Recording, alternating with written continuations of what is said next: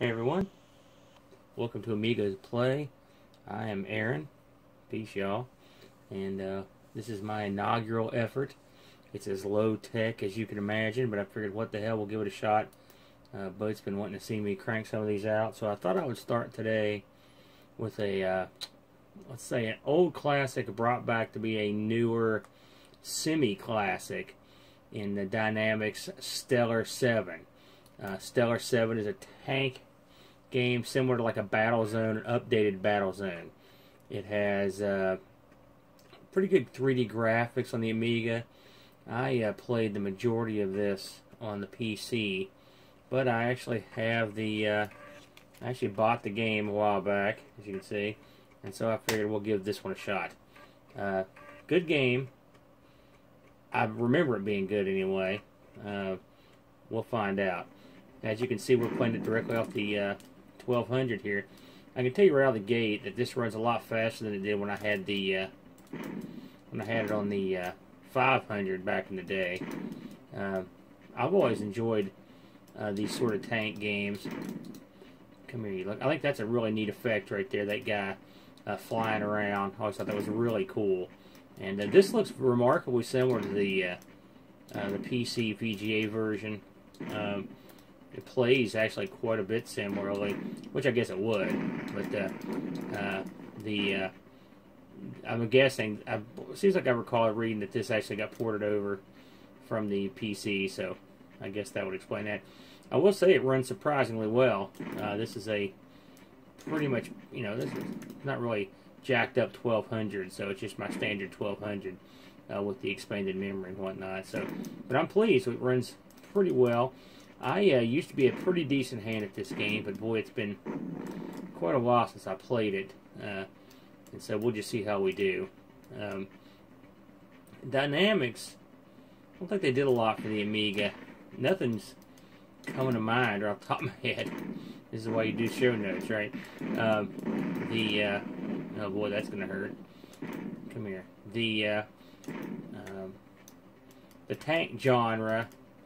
My brother, ironically, they remade Battlezone a few years back, and my brother actually had one of his maps published, so he's a pretty good hand at these. This is the newer Battlezone.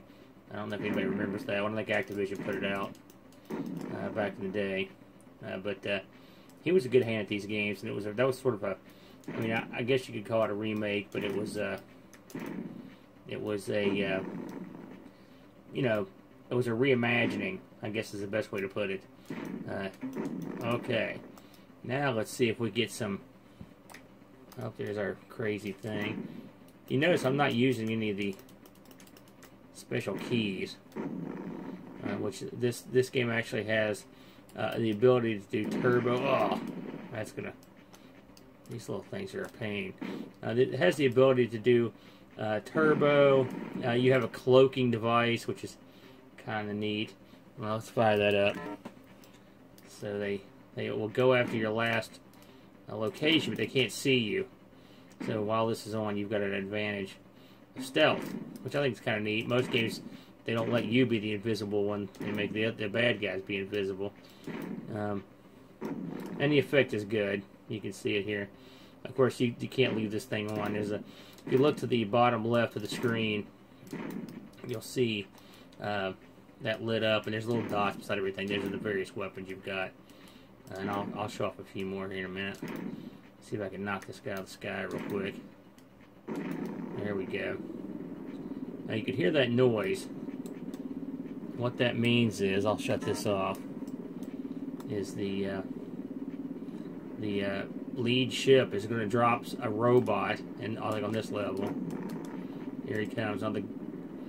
I managed to knock this guy off a few minutes ago, and it was the same strategy I used to use back in the day, which was keep going backwards and keep firing.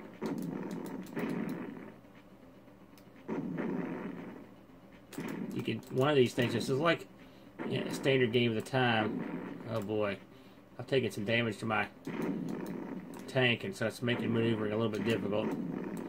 Thanks to the trusty Wicco here, I think I can still take him though. But this guy's your classic run like the wind and keep firing. You can see I'm just out of range of his ammo. And there he goes. And all you have to do now is go through this portal and you are out. By the way, the standard Wicco here, this is the tried and true. I always complain about this at boats, and there's a reason. It's because I like my stick. It's the one I use day in, day out, and I've used the same stick for as long as I've had the Amiga. You know, I mean, I've got other ones. I've got a Wicco sitting here. You can see it there. I don't use it that often. Don't get me wrong. That's a good stick. The bat stick's a good stick, but this one's hard to beat. It's a solid. Oh, here we go.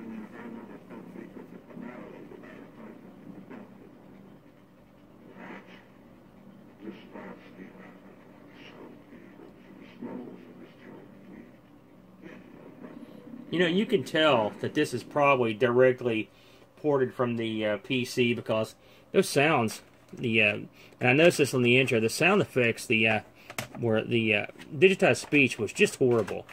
It sounded muffled and grainy. It reminded me of the old World Class Leaderboard Golf on the on the old PC. Just horrible speech. They probably and the colors on that still screen look washed out. I mean, CinemaWare this ain't. There was not. I would wager there was not much effort put forth when they brought this thing over. But what can you do? All right. So we're going to load up the second level. I'll play a little of this to show off what you can do here. One thing you can do with this thing is you've got jump thrusters, which I always thought was neat. If you've played any sort of MechWarrior games, the MechWarrior series, I was a big fan of the mechs that had the jump jets. Those things ruled, and so this is a decidedly more difficult level. I will say that, and this thing ramps up pretty quickly. Like I said, back in the day when I was in there using the weapons more proficiently, I was a little better. Let's try the super gun. This is just a gun that does a crap load of damage for X amount of shots. And we'll see how many of these suckers we can knock out. I'll go down fighting. Oh, there it goes. Holy smokes. That's the end of me. And so now, all that's left is to watch the jerk gloat. Let's just go ahead and let him gloat here.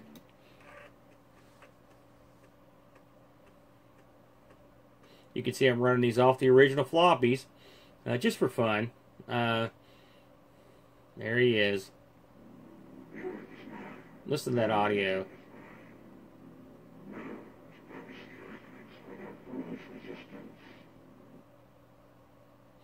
Well, thanks to me, the Earth's going to be punished, I suppose. Anywho, so Stellar 7 is a 3-disc game. I've got my name in.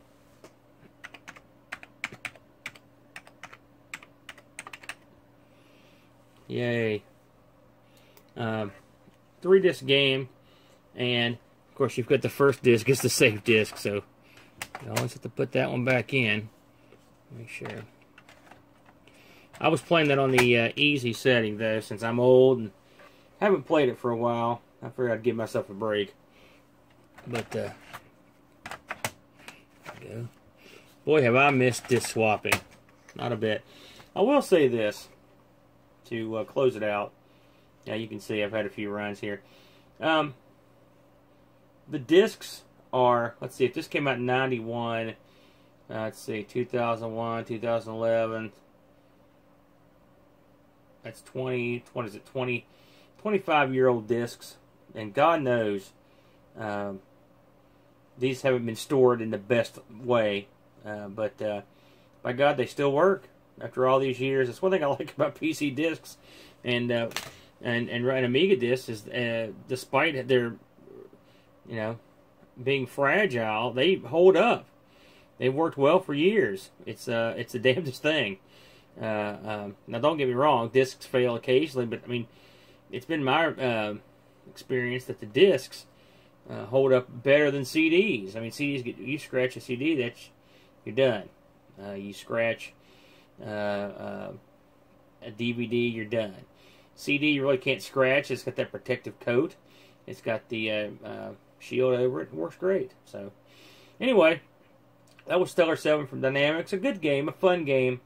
It's not the deepest game. I would say for a three-dimensional game on the Amiga, it's rather two-dimensional, or one-dimensional, I should say. It's there's not much to it, frankly. I mean, the enemies get a little better and the terrain changes somewhat, but there's not a ton to it. MechWarrior, this ain't. And I always wish they'd came out with a MechWarrior on the PC, but we just didn't get anything from from the FASA franchise on the PC. So anyway, that was Stellar 7. I hope you enjoyed it.